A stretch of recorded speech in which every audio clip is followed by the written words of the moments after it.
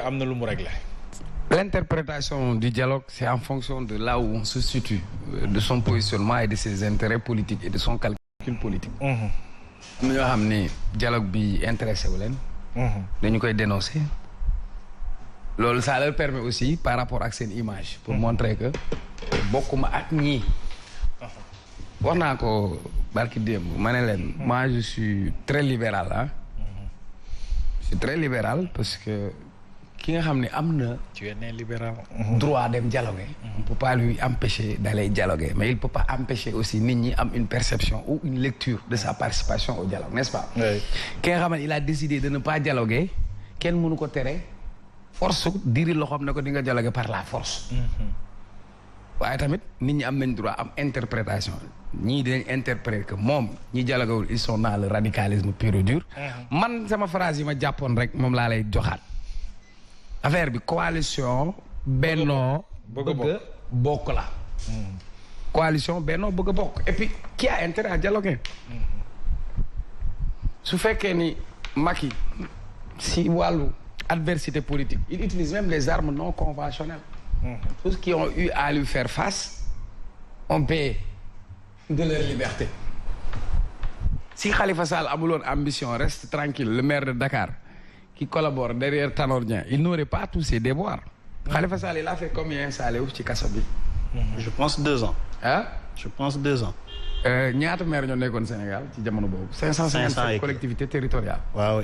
li ñuy toppee Khalifa Sall maire Dakar yi fi nekkoon yëpp noonu lañ doon def sunu administration noonu la mel. mais rapport IGE bi ñu toppee Khalifa Sall est-ce que rapport bi dafa recommander parce que rapport IGE di def ay recommandations. am na ay recommandations xam day wax nañ def poursuite judiciaire am na recommandation yoo xam ni c'est des recommandations administratives maanaam nañu defaraat wala nañu ñoŋal wala nañu xool mbir mi nii nan lañ koy defaree. mais Khalifa amul woon recommandation judiciaire. terewul le mbolde judiciaire a été activé ñu ndodd ko ci Khalifa Sall c'est vrai ou c'est pas vrai Bamba. est-ce que c'est vrai ou c'est pas vrai que Karim Wade yoroon na ay ministère ñu tuddee ministère de la terre du ciel extraordinaire Bamba. dama bëgg. allez-y. voilà li ñu des jeex waxtu bi jeex na de. 25 dignitaires du régime libéral. la ñu toppee woon CREI oui ou non. bien sûr. Omar Sarr topp ñu ko CREI. est-ce que àtte nañ ko. déedéet fan la nekk tey. mi ngi ci kaw ministre lan des mines ah voilà. Ousmane Ngom jëli wuñ ko fi. convoqué ko fi. jël avion militaire. dem jëli ko def si essence Sénégal fekk ko ci hôtel ba dajji hôtel bi indi ko. anamu defal ko interdiction de sortie du territoire bi muy génn Macky Sall ko njëkk a génnee du territoire. dëgg la. CREI bi ñu ko indee principe bu justice ak transparence ku ñu dénk dañ la war a laaj. càmbar la. am nañ Cour des comptes am nañ IGE am nañ yeneen. mais bi ñu fi indee CREI dañ koo créé woon juste rek. pour créer Karim Wade c'était tout amul leneen l'objectif a été atteint. très bien 2019 Karim bu nekkoon candidat baaxul ci Macky Sall. 2019 mais nii 2024 Sonko bu nekkul candidat baaxul ci Macky Sall c'est aussi simple c'est théorie boobu la amul leneen. et tey en force de créer le vide autour de soi tu vas te créer un monstre politique qui va être là. très bien waxuma ay article parce que. bu article L29 waxee ni buñ la daanee yow sa éligibilité dindil nañ la ko. article 30 ñëw delloo ko yemale ko ci juróomi at. ma waxuma sax loolu. mais une cour prononcé wul. ni Karim Wade a perdu ses droits civils et politiques. demal xool l'arrêt de la CREI bi ñu koy àtte. comme cour bi waxu ko. Karim n'a pas perdu ses droits civils et politiques moo taxoon mu dem inscrire mieux encore.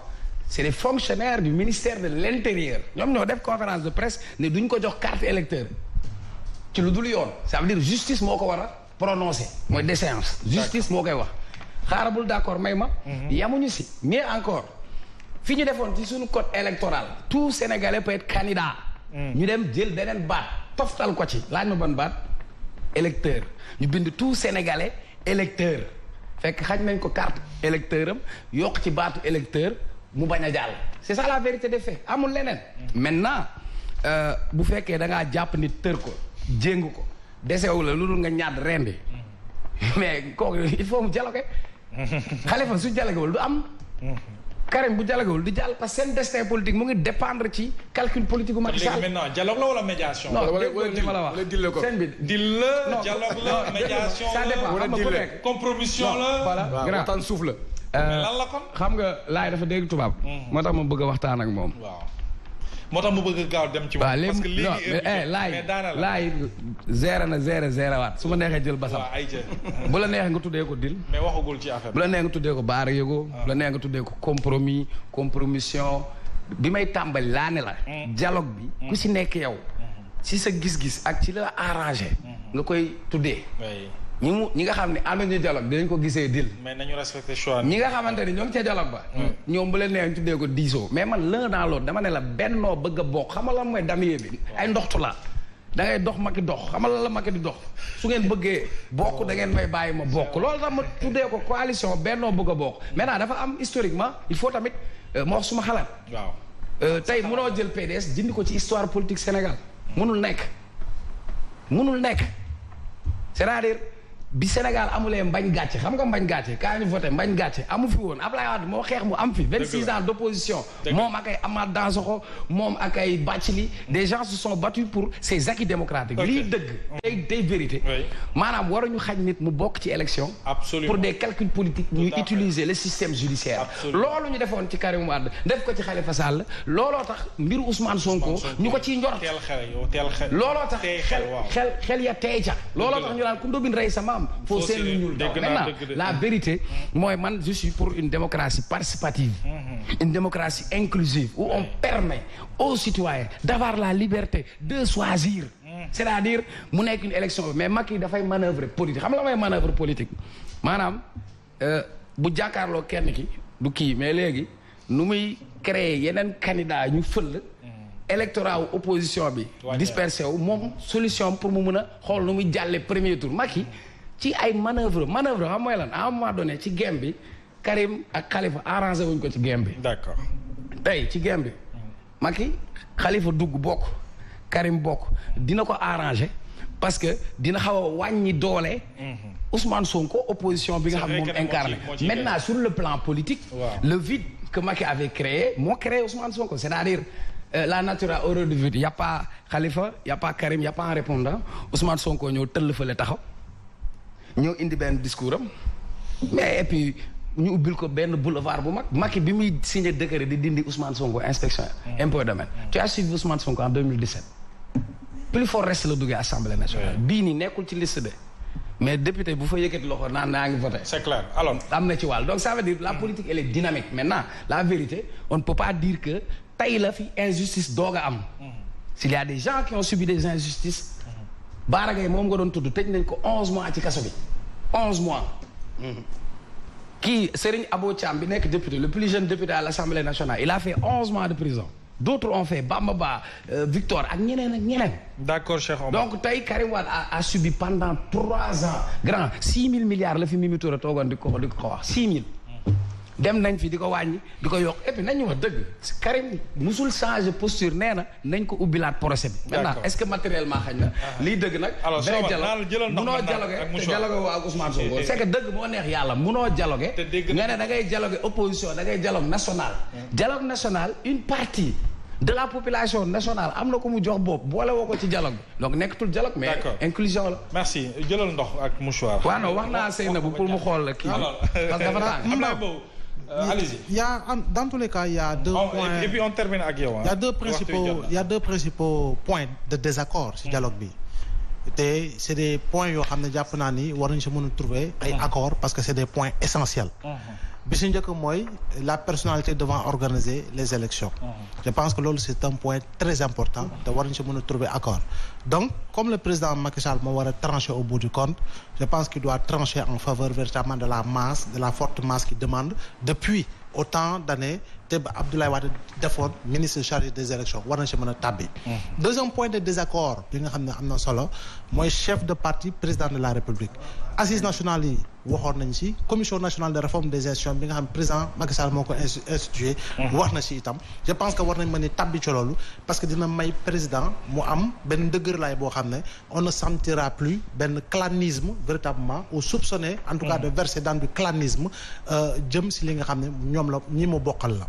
beneen mbir bi moo di man je dis toujours que Khalifa effectivement il était obligé te obligation bi mu am tamit ça ne veut pas dire qu'il a posé un acte de traîtrise envers l'opposition quoi qu'on le veuille ou non parce que Khalifa Sall jàpp nañu ni bu weesoo bi 70 ans day dugg mënatu bokk te constitution bi fu mu yemale mooy pour nekk candidat il faut 70 ans. Au-delà tu ne peux pas l'être. Donc je pense que aujourd'hui j'aurais bien aimé moi en ma qualité de citoyen sénégalais ma gis Khalifa Sall nekk candidat officiellement reconnu. loolu mooy la standard. oui battre campagne Trump et puis ñu xool lan la peser sur le plan national parce que assez souvent les gens ils ont tendance à dire non Khalifa Dakar leen je dis ko xamul parcours Khalifa Sall mooy wax loolu.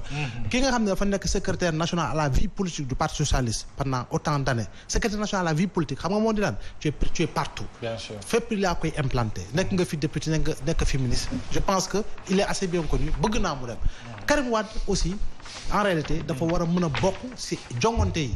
il nous faut nécessairement plusieurs offres politiques.